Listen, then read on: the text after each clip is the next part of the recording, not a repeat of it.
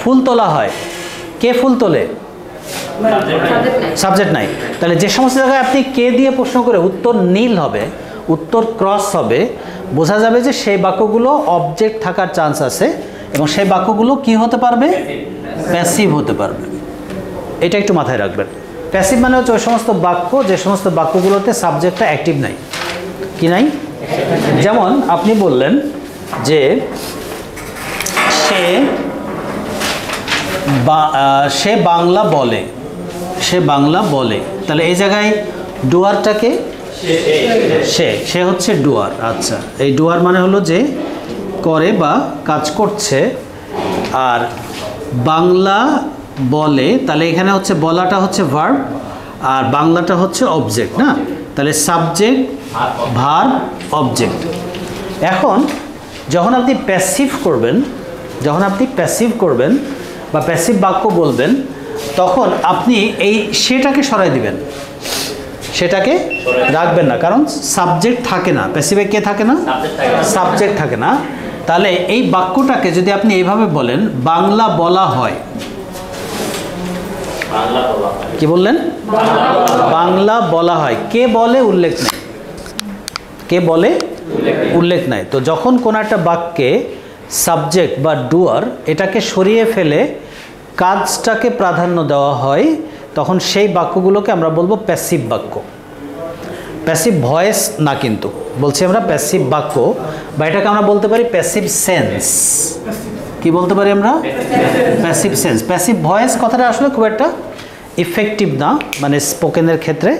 Passive voice আমরা ওই যে কিছু কিছু করেছি, অ্যাক্টিভ ভয়েস, প্যাসিভ ভয়েস, ওই প্যাসিভ ভয়েস দিয়ে আমরা সাধারণত কথা বলি না। তাহলে আমরা কি দিয়ে কথা বলি? প্যাসিভ সেন্স দিয়ে। তাহলে প্যাসিভ সেন্স হচ্ছে ওই সমস্ত সেন্স বা ওই সমস্ত বাক্য যে সমস্ত বাক্যগুলোতে সাবজেক্টটা হাইড করা থাকে, সাবজেক্টটা গোপন থাকে। তাহলে প্রকাশ্যে থাকে কে? অবজেক্টটা। বাংলা বলা হয়, ঠিক আছে? তাহলে আমরা জানি অবজেক্ট বের করার জন্য কি বা কাকে দ্বারা প্রশ্ন করতে হয়? ভার্বকে।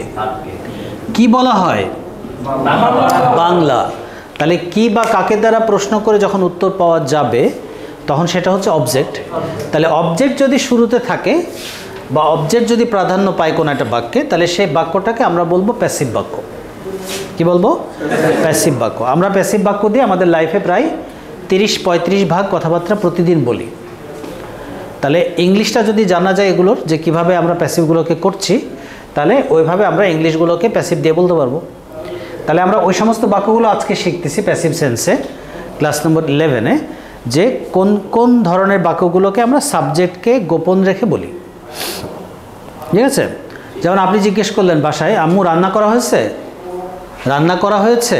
তো মা বললো হ্যাঁ রান্না করা হয়েছে, খেয়ে নিও। তাহলে রান্না করা হয়েছে, কে রান্না করছে বললো না। বা আপনিও জিজ্ঞেস করলেন, আপনি বললেন মা তুমি রান্না করছো, তখন অ্যাক্টিভ। মা বললো হ্যাঁ আমি রান্না করছি, অ্যাক্টিভ। কিন্তু প্যাসিভ হচ্ছে রান্না করা হয়েছে, মা হ্যাঁ রান্না তো হয়েছে। তার মানে আমরা কখনো কোনো বাক্যকে ইচ্ছা করে অ্যাক্টিভ প্যাসিভ মিলায় বলি। ইংরেজিতেও এই বিষয়টা থাকে। তো ইংরেজিতে ওই সমস্ত বাক্যগুলোকে প্যাসিভ বাক্য বলা হবে যে সমস্ত বাক্যগুলোকে সাবজেক্ট কি থাকে? হাইড থাকে। কে প্রাধান্য পায়? অবজেক্ট প্রাধান্য পায়। বলেন আমার সঙ্গে, সাবজেক্ট হাইড থাকবে, অবজেক্ট প্রাধান্য পাবে, ভার্বকে কি বা কাকে দ্বারা প্রশ্ন করলে আমরা অবজেক্ট পাই। ঠিক আছে? তাহলে প্যাসিভের স্ট্রাকচারটা হবে আগেই অবজেক্ট নিয়ে আসবেন।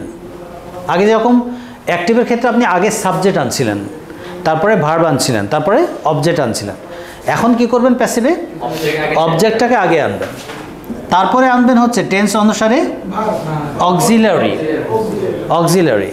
টেন্স অনুসারে অক্সিলারি, যেমন প্রেজেন্ট টেন্সে একরকম অক্সিলারি হয়, পাস্টে একরকম অক্সিলারি হয়।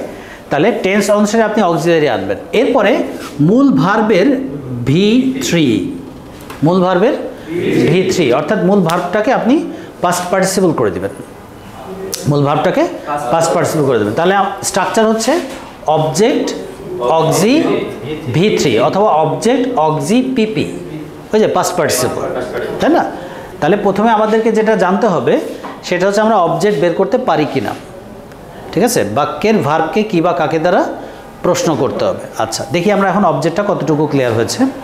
আপনি একটু বলেন, রোগীটাকে চিকিৎসা দেওয়া হয়েছে, এ বাক্যে অবজেক্ট কোনটা? চিকিৎসা। আচ্ছা, কেমনে পেলেন? প্রশ্ন করেন, ভার্বটাকে প্রশ্ন করেন। কি দেওয়া হয়েছে?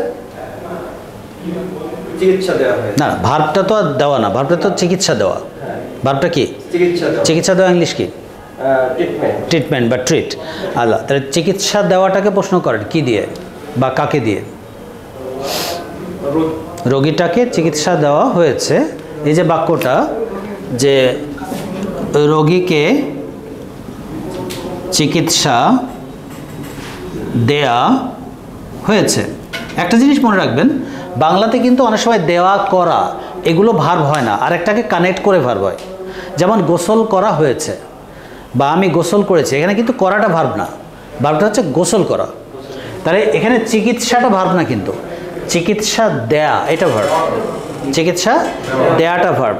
আমরা জানি অবজেক্ট বের করতে গেলে আমরা শুধু কি না, মাঝে মধ্যে কাকে দিয়েও প্রশ্ন করি, মাঝে মধ্যে কাকে দিয়েও প্রশ্ন করি। তাহলে রোগীটাকে বা রোগীকে চিকিৎসা দেয়া হয়েছে, প্রশ্ন করেন। রোগীটাকে চিকিৎসা দেওয়া হয়েছে, প্রশ্ন করেন, ভার্বকে প্রশ্ন করেন। কাকে চিকিৎসা দেওয়া হয়েছে? বলেন আরেকবার। কাকে চিকিৎসা দেওয়া হয়েছে? আরেকবার। কাকে চিকিৎসা দেওয়া হয়েছে? উত্তর কি? রোগীটাকে। তাহলে অবজেক্ট কোনটা? রোগী। হ্যাঁ, অবজেক্টটা হচ্ছে রোগী। বোঝা গেল? বসে বলেন। আমি প্লাস কে, আমাকে। তুমি প্লাস কে, সে প্লাস কে, তারা প্লাস কে, রহিম প্লাস কে, সালমা প্লাস কে, এগুলো সব অবজেক্ট। এগুলো সব কি? অবজেক্ট। কিন্তু যখন কে বাদ দিয়ে হবে তখন সেটা সাধারণত সাবজেক্ট হয়ে যায়। কেমন? আমি দৌড়াই, আমি দেখি, আমি শুনি, আমি রান্না করি, আমি বলি, এগুলো হচ্ছে সাবজেক্ট। কিন্তু যখন এটাকে কে যুক্ত করে বলা হচ্ছে তখন সেটা অবজেক্ট হওয়ার চান্সটা বেড়ে যাচ্ছে। সরাসরি অবজেক্ট না বলে আমরা বলি অবজেক্ট হওয়ার চান্সটা বেড়ে যাচ্ছে। তাহলে সাবজেক্ট প্লাস কে সমান সমান অবজেক্ট।